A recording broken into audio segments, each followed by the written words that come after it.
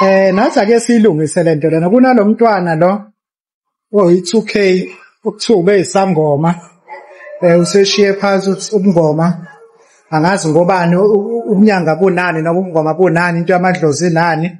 Usesindisiwe. Trust me with this, it's a trap ongakaze uyibone. She's going to recruit more people to the covenant akade yiserve. I understand. She's going to recruit more people. She's a deceiver of all. Trust me with this. Bekho into yena okuqala bekufuza ayenze uma ukuthi uthatha insindiso. Wemukela enye inkolo empilweni yakhe. Bekufuza into yokuqala kuyena befuze enze i-recall. Bonke abantu abathwasisayo athi uzoba decoder. Azange ayenze leyo nto. Abantu abathwasisayo baseyizangoma, basambiza ngomama osedlozini. Basambiza nge-leader, basambiza nge-mentor, basaconnectile naye spiritually. I-embele code yabo naye, nabantu abathwasisayo, nabantu abenzela amagobongo, nabo abaphahlela amandingi namandawo. Bonke la bantu basaconnected kuyena.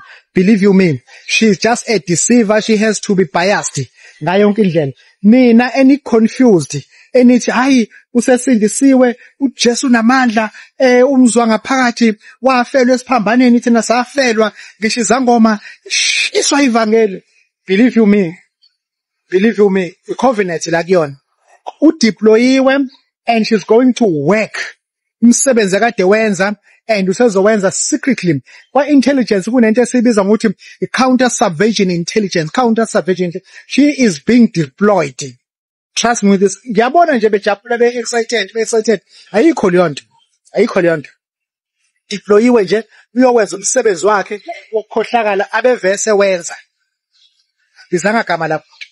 This is Babu Daughter, Babu Sis Jabulile.